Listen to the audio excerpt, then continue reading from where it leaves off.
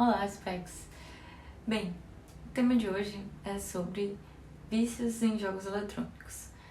E essa ideia me surgiu de um dia desses que eu estava atendendo uma paciente de seus 11, 12 anos mais ou menos.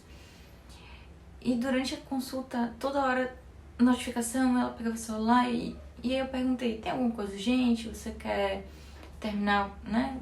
Responder e depois a gente conversar? E ela ficou me envergonhada, não, eu não consigo parar de olhar o celular, vou colocar ele aqui, colocou embaixo da perna e a gente foi conversando. Ela foi lá por uma outra questão. Mas isso me deu um start assim de... É uma coisa interessante de se falar, principalmente nesse período de pandemia, aumentou, né, o tempo que as crianças estão em casa, fazendo uso de telas. Então essa questão dos jogos eletrônicos novamente, né, vem à tona de jogo eletrônico faz bem, faz mal, é questão de dosagem, como é que eu faço, né, para lidar com uma pessoa que está fazendo uso de jogos eletrônicos. Primeira coisa é falar o seguinte, jogo patológico já é uma doença que está tanto no classificação internacional quanto no manual diagnóstico de psiquiatria. Jogo patológico é aquele jogo de, pode ser de cartas, de cassino, isso já tem bastante tempo, né? Que é reconhecido como uma doença. E o jogo eletrônico, ele começou a ser falado como uma doença à parte em 2018, que a OMS reconheceu como uma doença mesmo. E assim, qual é a ideia de você colocar isso como uma doença? Principalmente facilitar a questão de tratamento, né, para plano de saúde, porque tem essa questão de você ter uma doença reconhecida para você poder ter até as terapias e tudo mais. Mas aí é importante que a gente entenda como é que a gente faz esse diagnóstico de vício em jogo eletrônico, porque não é só uma pessoa que joga muito. Tem alguns aspectos que a gente precisa analisar para dizer assim que isso se configura como um vício. Vou falar deles agora. Então, a principal questão com relação ao diagnóstico é o seguinte, a pessoa ela joga por mais tempo que o razoável, isso gera problemas interpessoais no colégio, no trabalho, queda no rendimento, alteração de sono também, e a coisa já fica de um jeito que até a pessoa percebe que isso está causando prejuízo muitas vezes, mas ela não consegue ainda assim parar. Então é importante ver que pode até ser que tem uma pessoa que fique muito tempo jogando, mas ela tá ali, consegue fazer as atividades, consegue estudar, não atrapalha a rotina.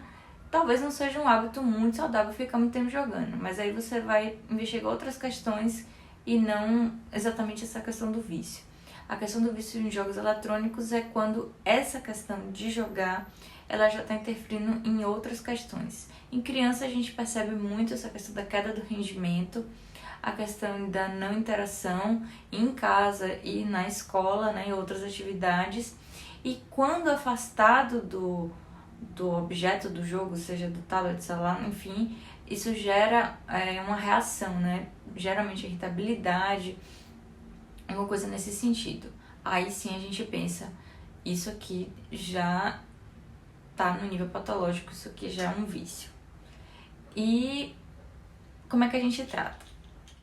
Uma vez que é avaliado pela psiquiatra e a gente constata que, de fato, aquilo ali tá, né, tem um vício em jogo eletrônico, a primeira coisa é a parte comportamental.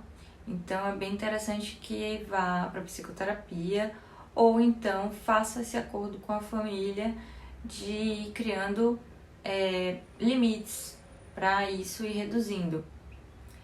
E uma coisa interessante também, principalmente em adolescentes, é não julgar e não comparar com outra pessoa, assim, né? Falar tipo assim, você fica aqui perdendo tempo jogando enquanto o seu primo tá ali ganhando 1000 medalhas, porque Muitas vezes a pessoa já está em um sofrimento porque ela sabe que ela está gastando tempo ali e tudo mais.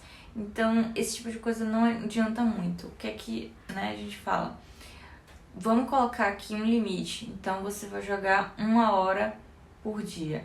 Se esse limite você vê que, né, a jovem não está conseguindo fazer, então tem que conversar. Por quê? O que está acontecendo? Você não está sendo suficiente, você ainda sente necessidade. E outra coisa importante, colocar coisas no lugar, principalmente esportes, ou então tempo em família, ou coisas nesse sentido que ajudem a preencher esse horário. E um ponto muito, muito importante é fazer investigação de comorbidades, porque muitas vezes essa questão do vício em jogo eletrônico, ele tá mais como um sintoma do que como uma doença propriamente dita. Como assim? Quadros de ansiedade, depressão podem estar ali, na verdade, e o jogo servir como uma válvula de escape, né, da realidade. Então é bom haver essa questão de, será que essa pessoa, criança, não está sofrendo bullying na escola? Ou ela está se sentindo deslocada por algum motivo? Muitas vezes a pessoa encontra amizades dentro do jogo, inclusive. Então, por isso que eu tô dizendo, né, que não é só assim, quantidade de tempo que ela tá jogando, e sim como é que tá interferindo na vida, porque às vezes aquilo ali tá tendo uma utilidade nesse sentido.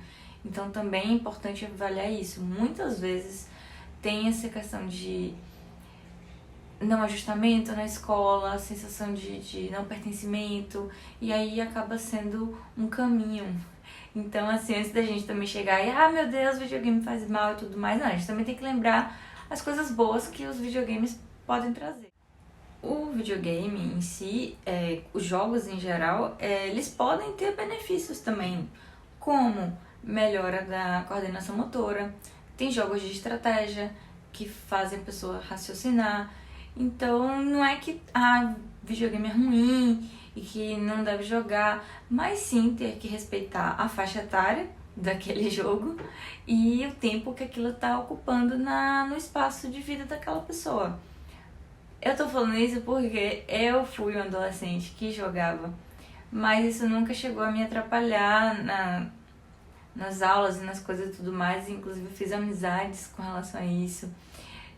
Meu esposo até hoje ele joga videogame com os amigos, eles se encontram pra isso, mas assim, justamente, né, é como um momento de lazer, algumas horas do dia e que não atrapalham o desempenho da vida dele em momento algum. E inclusive falando de adulto, é bom lembrar, né, que eu tô falando dos jovens, adolescentes, mas adultos também podem ser cometidos pelo esse vício de jogo eletrônico. Eu tava vendo a reportagem, inclusive, né, principalmente jogos de smartphone, tem adultos que também entram nesse caminho aí. Mas eu tô falando mais dessa parte de jovens, de adolescentes, porque, em geral, eles que têm mais contato, né, com esse mundo de coisa eletrônica, mas isso não significa que adultos também estejam isentos disso, não. Para finalizar, uma coisa bem importante, né, como eu falei, então, o jogo e tudo mais, ele tem que respeitar a faixa etária, o tempo, a quantidade de tempo que ocupa nisso. E para crianças e adolescentes, qual é o tempo recomendado, né, em geral? A Sociedade de Pediatria, ela fala que até os 2 anos, criança não deve ter acesso à tela. Dos 2 aos 5 anos, ter 1 hora de tela. De 5 até 10 anos, 11 anos, 2 horas de tela. De 11 a 18, 3 horas de tela. E o restante do tempo ser ocupado por outras atividades. Isso é o que eles recomendam. Então, com base nisso aí, né, a gente vê o quanto é que a pessoa está ocupando seu tempo com jogos eletrônicos e coisas com tela. Espero que tenha tirado a dúvida. Se tiver outras dúvidas também, pode deixar aqui nos comentários. É um tema interessante e a gente ainda, né, pouco discutido. Então, estou aqui à disposição. Tchau!